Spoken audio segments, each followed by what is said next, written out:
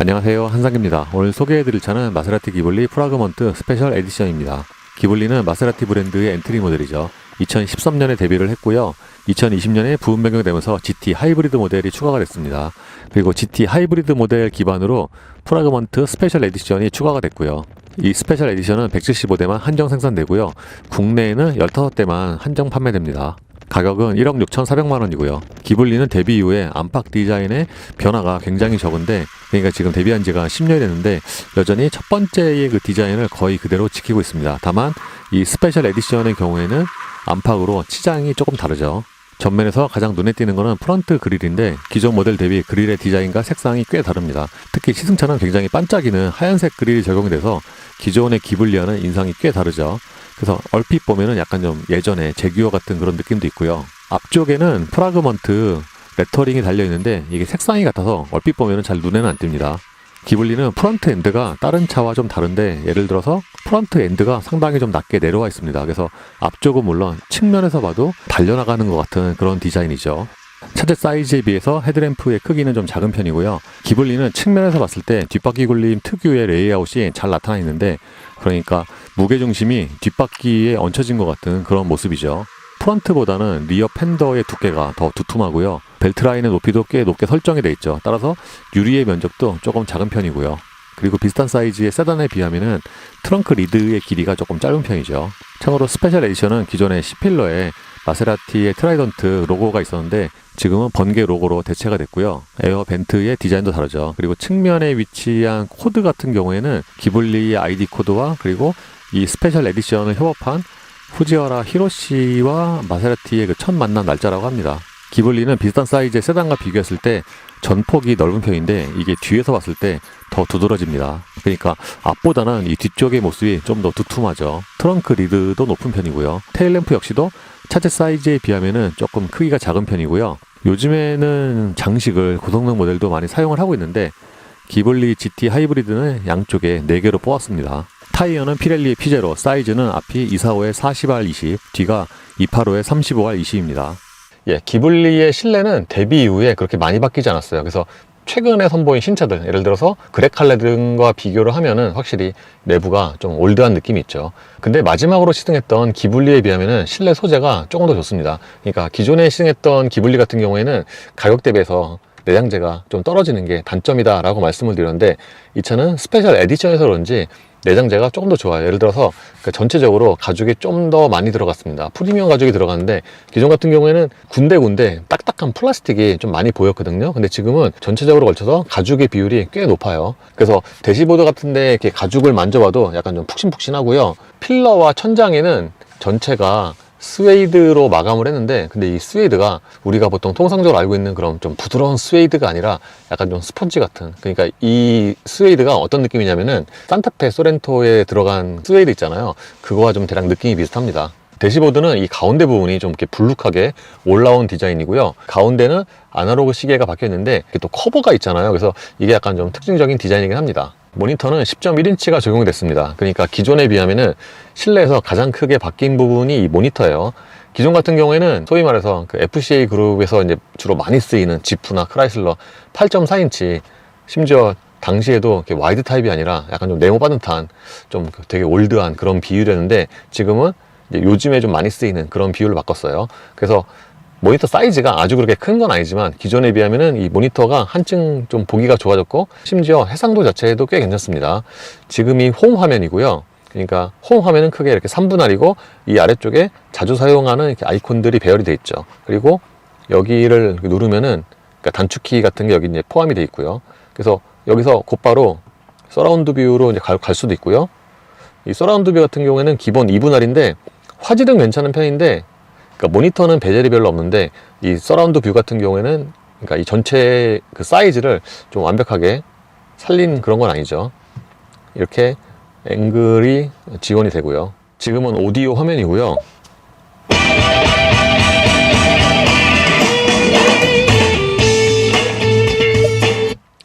이 스페셜 에디션 같은 경우에는 900W 오디오가 적용이 되는데 그 오디오 출력에 비하면은 이 음질이 아주 그렇게 인상적인 건 아닙니다. 그리고 여기를 누르면은 이렇게 노래 정보가 나오고요. 여기는 공조 시스템이고요. 그러니까 이 공조 시스템이 아래쪽에 물리 버튼도 있지만 여기서 이렇게 조작을 할 수도 있죠. 그리고 지금은 안드로이드 오토 화면인데, 그러니까 무선으로 안드로이드 오토나 카플레이를 연결을 할 수가 있어요. 차량으로 들어가면은 크게 컨트롤과 설정 두 가지가 있고요. 그러니까 여기서 리어 선쉐이드 같은 경우에는 모니터에서 조작을 할 수도 있고요. 이 뒤쪽에 따로 물리 버튼이 있고요. 그리고 설정으로 들어가면은 이제 주로 사용하는 기능들이 여기 있는데, 여기는 카메라고, 이 차는 요즘에는 좀 보기 드물게 실내에 무드 조명이 없습니다. 요즘에 웬만하면은 이렇게 무드 조명이 어떤 형태로든 있는데, 이 차는 무드 조명이 없어요. 그리고 이 차가 가격에 비해서 편의사양이 좀 떨어지는데, 예를 들어서 헤드업 디스플레이가 없고요, 통풍 시트도 없습니다. 모니터 아래쪽에는 공장치 패널이 있고요. 그러니까 요즘 기준으로 보면은 이렇게 물리 버튼이 좀 있는 편이죠. 이 공장치 버튼들이 좀 작긴 하지만 조작 편의성 자체는 괜찮은 편이고요. 아까 말씀을 드린 것처럼 기존에 비하면은 좀 좋은 가죽이 많이 쓰이긴 했는데, 여전히 이런 쪽에 적용된 이 플라스틱 같은 경우에는 좀 되게 딱딱한 편이죠. 아래쪽에 커버를 열면은 여기에 무선 충전 패드가 있는데, 그러니까 무선 충전 패드가 들어가는 게 진짜 되게 뭐라 그러죠? 약간 좀 되게 좁다고 해야 되나, 그렇습니다. 그 옆쪽에는 USB 단자 A와 C 타입 하나씩 있고요. 이쪽에 커버를 열면은 여기는 컵홀더고요. 근데 이 컵홀더 자체가 뭔가 크기가 조금 작은 편이고요. 그러니까 여기도 날개가 있는데, 이제 통상적인 그런 날개가 아니라 이렇게 고무를 붙여놔서, 그리고 여기도 플라스틱이 좀 많이 딱딱한 편이죠. 기어 셀렉터는 전통적인 레버 타입이고요. 근데 전자식입니다. 그래서 D나 R 상태에서 차문을 열고 브레이크 페달에서 발을 떼면은 자동으로 P로 체결이 되고요. 그리고 왼쪽에는 ESC 온오프와 ISC 온오프, IC 드라이브 모드 버튼이 있습니다. 그 뒤쪽에는 이렇게 수납 공간이 있는데, 그러니까 이게 뭔가 약간 좀 어떤 걸 넣어야 될지 좀 애매한 공간이긴 하죠. 근데 여기 안쪽에도 이렇게 부드러운 소재로 마감을 했고요. 보통 고급차들이 센터 콘솔 박스가 이렇게 양쪽으로 열리는 경우가 많은데, 이 차도 그렇습니다. 근데 이게 이쪽에 그 가죽이 시트가 되게 튀어나와서 이렇게 열잖아요. 그러면 이쪽이 좀 덜 열리네요. 그리고 여기 안쪽에도 좀 부드러운 소재로 마감을 했고요. 특이하게 센터 콘솔 박스 안에 이게 컵홀더로 사용할 수 있게 이렇게 홈이 두 개가 있습니다. 스포츠성을 좀 강조한 모델이잖아요. 그렇다 보니까 운전대도 차체 사이즈 대비해서 좀 작은 것 같아요. 림에 적용된 가죽도 이게 푹신하다기보다는 좀 쫀쫀한 그런 소재고요. 손에 잡히는 감각도 꽤 좋습니다. 그리고 마세라티의 특징 중 하나인데, 이 패들 시프트가 굉장히 길죠. 심지어 이게 쇠라서 여름에는 되게 시원하기까지 해요. 그리고 운전대 림이랑 방향지시 등 있잖아요. 이게 좀 거리가 먼 편입니다. 기블리는 요즘에 나온 차로는 드물게 디지털 계기판이 아니에요. 그래서 전통적인 아날로그 방식을 사용을 하고 있고요. 가운데 액정에서는 이렇게 예를 들어서 이런 하이브리드 시스템과 이부스트 등의 여러 가지 정보를 확인을 할 수가 있고요. 하체처럼 시트의 쿠션은 좀 탱탱한 편이고요. 그러니까 시트에 앉으면은 뭔가 좀 탱탱한 그런 느낌이 있어요. 성인 남자가 앉기에도 좌우에 그 폭은 충분한데 좌판의 길이가 짧아요. 심지어는 이 좌판 길이를 조정하는 게 없어서 이런 건 좀 단점이 될 수가 있죠. 특징적인 것 중에 하나가 미국의 SUV들처럼 브레이크 페달과 가속 페달의 거리를 조절할 수가 있는데, 이게 버튼이 시트 이 가운데 밑에 있습니다. 그래서 이거를 이렇게 하면은 이렇게 전동으로 페달의 거리를 조절할 수가 있어서 정말 내가 딱 원하는 그런 시트 포지션을 잡는 거는 되게 좋아요. 스티어링 칼럼 왼쪽에는 이렇게 수납 공간이 있는데, 이게 이제 아우디만큼 깊은 건 아니고요. 대략 한 이 정도? 그러니까 핸드폰을 넣고서 이렇게 수납할 수 있을 정도는 안 되죠. 보통 프레임레스 도어 차들이 유리를 많이 내렸을 때 스타일링이 좀 더 있잖아요. 이 차 역시도 프레임레스 도어라서 도어 트림의 디자인이 좀 더 스타일리시하긴 하죠. 그리고 이 도어 트림에도 좀 가죽을 많이 사용을 했고요. 유리는 당연히 4개 모두 다 원터치고, 이 도어 포켓의 용량은 조금 작은 편입니다. 이것도 사실 요즘에는 잘 안 쓰이는 디자인인데, 그러니까 요즘에 나온 차치고 이런 방식의 이 도어 개폐를 본 적이 몇 번 없죠.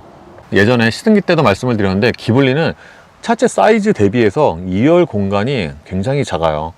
그러니까 제가 앉으면은 무릎과 앞치 사이에 주먹이 하나가 이게 꽉 끼게 들어가는데, 이게 무릎 공간이 문제가 아니라 딱 2열에 앉잖아요. 그러면 뭔가 좀 되게 타이트합니다. 머리 공간도 주먹이 한 반 개 정도밖에 안 들어가고, 심지어 이 발 밑에도 잘 안 들어가고, 그래서 뭔가 2열에 앉으면은 좀 되게 좀 답답한 느낌이 들 수도 있죠.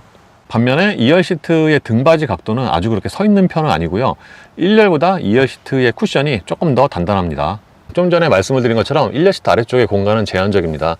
가장 낮추면은 딱 신발이 이 정도밖에 안 들어가고, 심지어는 이 가운데 부분도 뒷바퀴 굴림 베이스로서도 좀 되게 많이 올라온 편이에요. 거기다가 콘솔이 되게 많이 튀어 올라왔잖아요. 그래서 이 차는 그러니까 2열 공간 그 패키징 자체에 그렇게 신경을 많이 쓴 컨셉은 아니죠. 2열 승객을 위한 송풍구는 여기에 있는데, 이게 오히려 1열보다 2열의 송풍구의 디자인에 좀 더 신경을 쓴 것 같아요.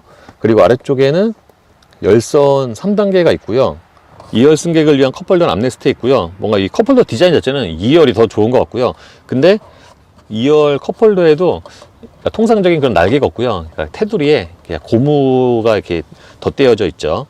여기는 수납 공간이고요. 220V와 USB 단자 하나씩 있고, 여기에도 이렇게 부드러운 소재로 마감을 했어요. 트렁크의 기본 용량은 500리터고요. 차 사이즈 대비해서 트렁크 용량이 큰 건 아닌데 2열 공간이 작다 보니까 뭔가 트렁크는 상대적으로 좀 크게 느껴지죠. 근데 일반적인 세단보다 뭔가 그 들어간 입구가 상하의 폭이 좀 좁은 것 같아요. 예, 마세라티의 아이덴티티 중 하나가 배기음인데, 이 차도 그래서 마일드 하이브리드지만 또는 엔트리 모델이지만 배기음이 좀 강조가 되어 있습니다. 근데 미리 말씀을 드리면 이 배기음이 밖에서는 좀 되게 잘 들리고 매력적인 사운드인데, 실내에서 또는 운전석에서는 그 소리가 아주 그렇게 크진 않아요. 지금처럼 정차 시 엔진 소리는, 그러니까 이 차가 마일드 하이브리드라서 ISG로 엔진이 꺼져 있는 시간은 많은데 시동이 걸렸을 때는 엔진 소리가 비교적 큰 편이고요. 반면에 이 차가 지금 주행거리가 5,500km가 넘었는데, 그걸 감안을 하면은 시트나 이 운전대로 전달되는 진동은 꽤 적은 편입니다.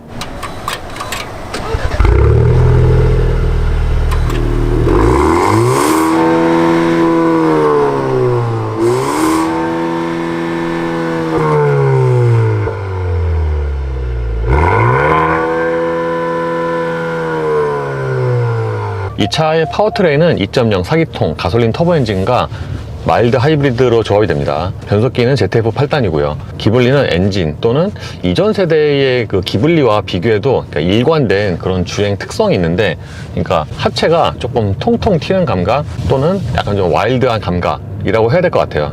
그러니까 기본적으로 하체가 조금 단단한 편이고, 그래서 이렇게 저속에서는 그게 아주 두드러지진 않는데 일정 속도 이상이 올라가면은 좀 단단하면서도 통통 튀는 그런 감각이죠. 그래서 한마디로 스포티한 그런 하체 세팅이라고 하겠습니다. 드라이브 모드는 크게 보면은 노멀과 스포츠가 있고요. 또 IC가 있는데, IC는 그러니까 소위 말해서 에코 모드죠. 이게 얼핏 보면은 눈길 아이스 같은데 아이스가 아니고요. 인크리즈드 컨트롤 앤 이피션시라고 해서 에코 모드에 해당이 됩니다. 그래서 시동을 껐다 키면은 노멀 모드인데, 노멀 모드 기준으로 말씀을 드리면 마세라티는 기본적으로 엔진에 상관없이, 심지어는 디젤 엔진도 꽤 스포티하게 세팅이 되어 있는데, 이 차가 4기통임에도 불구하고 미리 말씀을 드리면 가속력이라든가 이런 주행 느낌은 꽤 좋아요. 그리고 처음에는 정차 시 진동이 적다고 말씀을 드렸는데, 이렇게 천천히 가속을 할 때 있잖아요. 약간 부드럽게 마일드하게 가속을 할 때, 그럴 때는 가속 페달 쪽으로 약간 좀 떨림이 있습니다. 전체적인 시야 같은 경우에는 이게 약간 좀 편차가 있는데, 그러니까 앞쪽 같은 경우에는 시야가 꽤 좋은데, 양쪽 사이드 미러 같은 경우에는 이게 사각지대가 조금 있어요. 미국 차들처럼. 그래서 오른쪽 같은 경우는 괜찮은데 왼쪽 같은 경우에는 이게 지금 거의 평면으로 보이는데, 그래서 사각지대가 조금 있는 편이고, 이 차는 또 뒤에 선반이 더 높아서 보통의 세단과 비교하면은 뭔가 이 룸미러를 좀 조절을 잘 해야지 후방 시야가 좀 제대로 확보가 되는 것 같아요. 회전 반경 같은 경우에는 이 차의 전장이나 휠 베이스를 생각을 하면은 대략 한 평균적인 그런 수준이고요. 그러니까 이 차가 앞이나 뒤에서 보면 차가 넓은데 옆에서 보면은 뭔가 이게 좀 되게 뭉툭해서 생각보다 좀 차가 짧아 보이기도 하거든요. 근데 전장이 거의 5m라서 생각보다 차가 깁니다. 그리고 엔진 사운드의 경우에는 기본적으로 조금 강조된 편인데, 그러니까 저속에서는 확실히 이런 배기음 같은 게, 그러니까 노멀 모드에서도 조금 강조가 되어 있고요. 스포츠 모드로 바꾸면은 이 소리가 조금 더 울려 퍼지는 그런 소리가 나죠.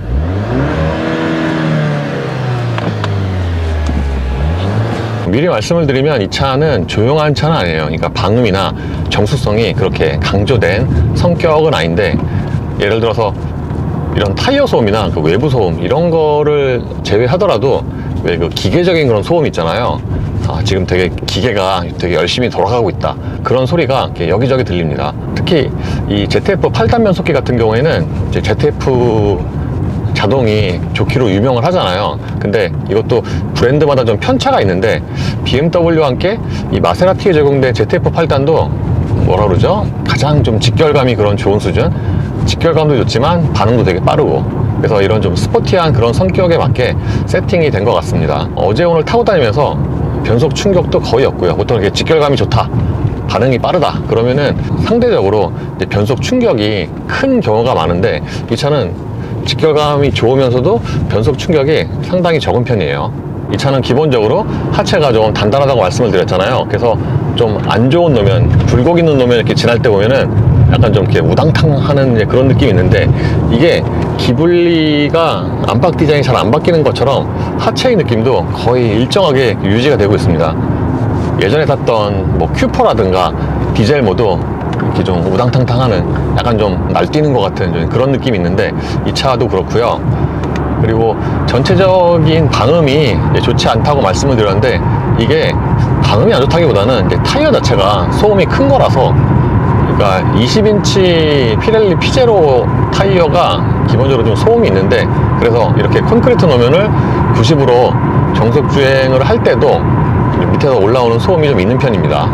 근데 보통 프레임레스 도어 차는 이제 고속에서 또는 좀 심하게는 한 100km 정도의 속도에서도 이 측면에서 바람 소리가 나는 차가 있거든요. 프레임레스 도어는. 그래서 이게 구조적으로 프레임레스 도어는 고속으로 달릴 때 바람 소리가 나는 경우가 많은데, 이 차는 지금 같은 속도뿐만 아니라 좀 많이 고속으로 달릴 때도 이 측면에서 두드러지게 발생하는 그런 풍절음은 꽤 적은 편이에요. 마일드 하이브리드는 말 그대로 좀 보조적인 그런 개념이라서 풀 하이브리드처럼 모터가 이제 구동력을 제공하지 못하고요. 뭐 발진 가속할 때라든가 추월 가속할 때, 그때 힘을 조금 더 보태는 그런 개념이죠. 그래서 이 차는 48V라서 공식적으로는 하이브리드에 해당이 되고요. 그 연비 라벨도 하이브리드라고 써 있죠. 그래서 이렇게 노멀 모드에서 천천히 주행을 하다가, 그러니까 요 게이지 그래픽을 보고 다니면은 작동 상황을 알 수가 있는데, 가속 페달을 조금 더 깊게 밟으면은 이 부스터 쪽으로 그래프가 차잖아요.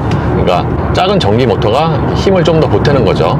그리고 가속 페달 오프로 하면은 이제 차지 모드가 되고요. 드라이버 모드를 IC로 바꾸면은 이게 아까 말씀드린 것처럼 에코 모드에 해당이 되는데, 그러니까 IC 모드가 얼핏 보면은 내연기관만 사용하는 모드인가 라고 생각을 할 수가 있지만, 이게 에코 모드에 해당이 됩니다, 쉽게 얘기해서.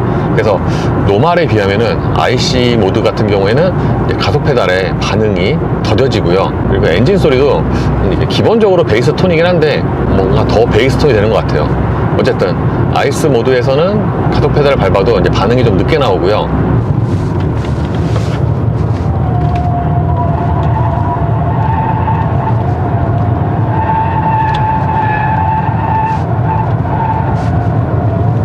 이번에 어제 오늘 코너를 돌아보니까 회전할 때 느낌은 뭔가 그 디젤보다 약간 좀 순해진 그런 느낌인데요. 그러니까 노멀 모드 기준으로 마지막으로 탔던 디젤 또는 큐포 같은 경우에는 코너를 빨리 돌면은, 그러니까 속도가 빠르고 높고를 떠나서 뭔가 좀 되게 와일드하게 코너를 돌아나가는 느낌이어서, 이게 세대는 완전히 다르지만 예전에 탔던 그 두 번째 기블리 있잖아요, 2.0 터보 V6, 그거와 좀 제가 느낌이 좀 비슷하다고 느꼈거든요. 근데 지금 이 GT 하이브리드 같은 경우에는 그거보다는 회전할 때 약간 좀 순하네요. 마일드 하이브리드가 적용이 되면은 ISG로 엔진이 이제 꺼지고 켜질 때 없는 것보다 훨씬 부드러운데, 이 차 같은 경우에는 그러니까 앞서 말씀드린 이제 그런 평균적인 것보다 엔진이 재시동이 될 때 그 떨림이 조금 더 있습니다. 주행에서 장점 중에 하나가 스티어링 감각인데, 그러니까 이게 방식은 달라도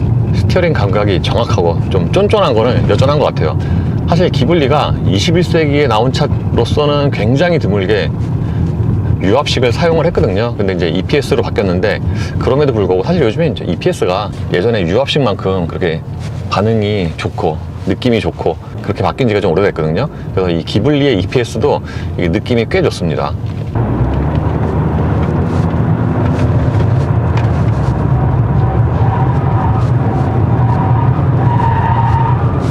이 기블리 같은 경우에는 회전할 때 속도가 뭐 특별히 빠른 건 아닌데 그 라인을 따라가는 추종성이 꽤 좋고요. 결정적으로 방금 말씀드린 그런 스티어링 감각이 좋기 때문에 좀 되게 스포티하다라고 느끼는 것 같아요.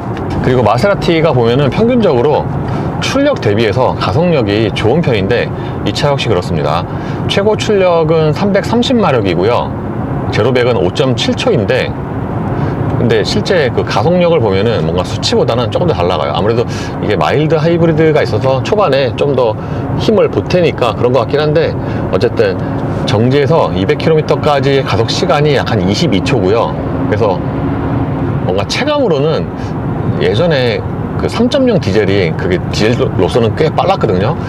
이거와 비슷하거나 또는 조금 빠르거나 그런 줄 알았는데 실제로 이렇게 비교해 보면은 이 차가 훨씬 더 빠르고요. 그래서 이 제로 200 한 22초는 뭐 파나메라 그 기본형 엔진 있잖아요. 그 차와 좀 대략 비슷한 그런 가속력입니다.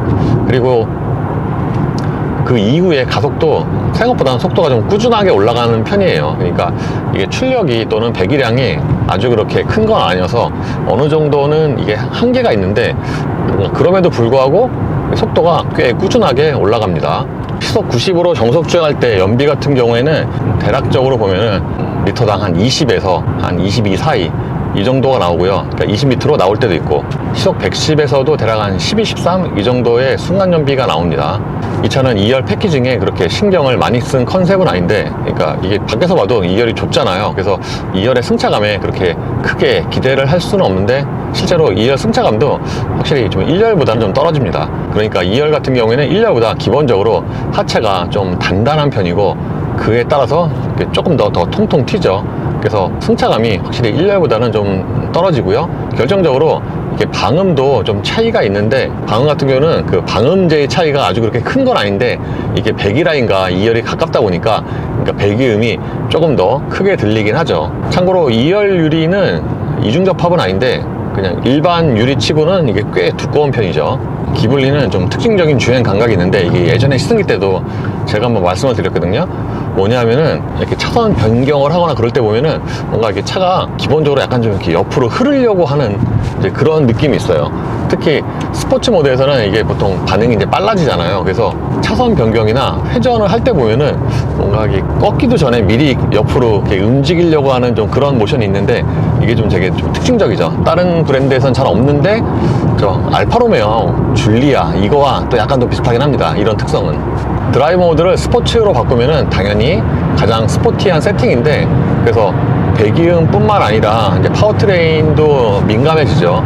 근데 앞서 말씀드린 것처럼 마세라티의 장점 중에 하나가 이게 배기음인데, 이게 운전을 하는 사람 입장에서 보면은 이렇게 풀 가속을 해도 배기음이 그렇게 잘 안 들려요. 밖에서는 낮은 속도에서도 잘 들리는데, 그리고 이렇게 풀 가속해서 자동으로 변속이 되는 시점 있잖아요. 그럴 때 이제 보통 고성능 차들이 마지막에 약간 펑 하고 터지는데, 이 차도 좀 약하게 팝콘 비슷한 소리가 들리긴 합니다. 그리고 이번에 주행을 하면서 약간 의외라고 느낀 게 바람 소리인데, 이 차가 또 바람 소리가 그렇게 많이 안 나요. 그러니까 예전에 그 기준으로 보면은 그 만듦새가 어딘가 약간 좀 떨어져서 바람 소리도 되게 많이 나고, 특히 프레임레스도어라서 막 이쪽 창틀에서 바람 소리 되게 많이 날 것 같은데, 이게 또 고속으로 주행할 때 그 바람 소리는 전반적으로 굉장히 좀 고르게 나는 편입니다. 예, 이번에 마세라티 기블리를 굉장히 오랜만에 GT 하이브리드로 타봤는데, 그 예전에 탔을 때랑 주행 느낌, 엔진은 다르지만 이 대략 비슷한 것 같아요. 그러니까 안팎 디자인처럼 이런 주행 느낌도 뭔가 좀 되게 일관되지 않나. 다른 말로 하면은 이게 변화가 좀 되게 더디다 보니까 그런 면에서 이게 상품성이 좀 떨어지고, 특히 기블리 같은 경우에는 이게 엔트리 모델이잖아요. 그래서 브랜드의 이제 볼륨을 좀 높여줘야 되는, 이끌어야 되는 그런 포지션인데, 이 차가 데뷔한 이후에 모회사가 좀 이렇게 바뀌고 그랬잖아요. 그래서 좀 어수선해서 뭔가 이 차를 개발에 좀 신경 쓸 여력이 별로 없지 않았나 생각이 되기도 하고요. 다른 말로 하면은 이제 기블리가 다시 좀 판매가 살아나려면은 변화가 또는 업그레이드가 이제 필요하지 않나 생각이 됩니다. 그래서 기블리는 배기 사운드나 주행 성능에서는 여전히 메리트가 있는데, 아무래도 차가 나온 지 오래됐고 특히 이런 이제 구성을 보면은 추가적으로 업데이트를 해도 아무래도 좀 이렇게 올드한 느낌이 있죠. 물론 예전에 비하면은 이렇게 모니터가 좀 좋아진 게 장점인데, 또 가격 대비 사양을 보면은 아무래도 좀 부족해요. 그러니까 지금 이 프라그먼트 에디션이 가격이 1억 6천만 원인데, 가격을 생각을 하면은 예를 들어서 뭐 통풍이 없고 헤드업 디스플레이가 없고 오토홀드도 없고 이렇다 보니까 그런 이제 편의 사양 면에서 아무래도 좀 부족하죠.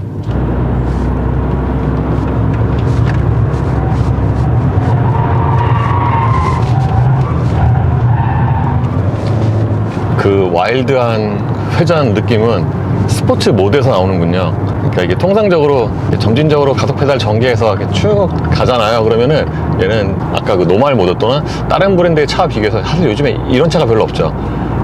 안으로 이렇게 어느 순간 쑥 하고 오버스티어가 이렇게 날려고 하는데 또 전자장비가 있으니까 아주 그렇게 돌아가진 않고요.